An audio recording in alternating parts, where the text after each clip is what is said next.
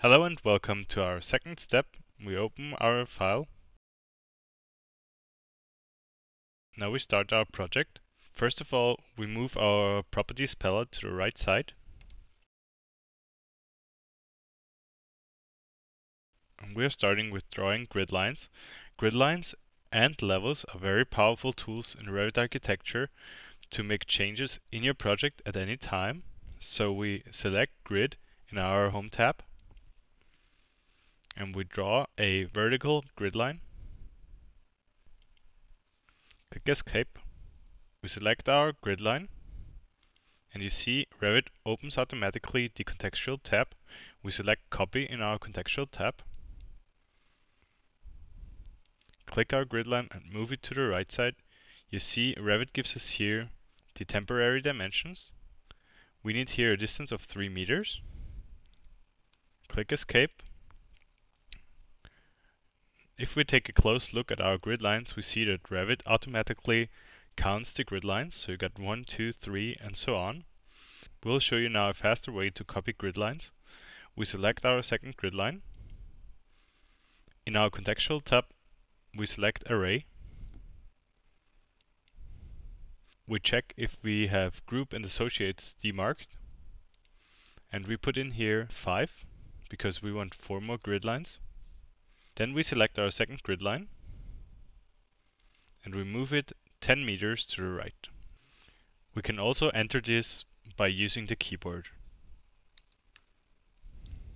Now we zoom out. We also want to draw a horizontal grid, so we switch in our home tab, select grid, and we draw a horizontal line. Now we zoom in a little bit. We click on the number, and we change the number to an A. Now we want to use again the array tool, so we select our grid line, select array.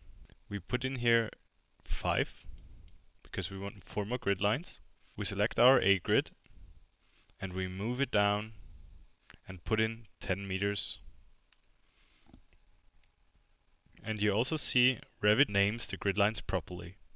Now we select our A grid. You see here a temporary dimension. Everything which is blue in Revit is changeable at any time. So we click and we change 10 to 3 meters. So we now have a distance between the A and B grid of 3 meters. We repeat this over here.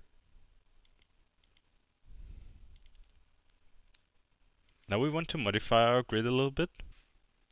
We select the grid line, and you see you have here a small circle. We click on that circle and we move our grid lines down a little bit. All grid lines are attached with each other with a blue dashed line. We repeat this over here.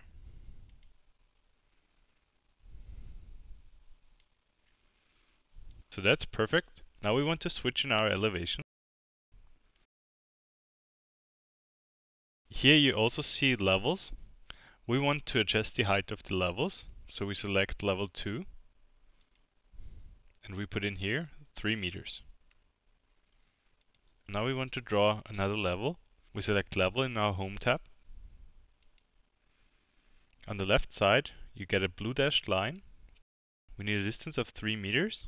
Click it, move it to the right side. Now we want to show you a faster way to create levels. We select level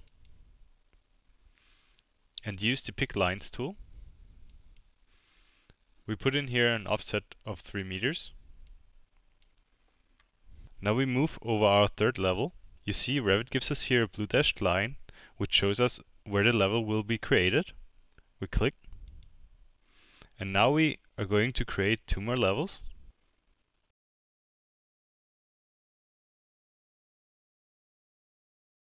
Perfect. We adjust our levels now a little bit.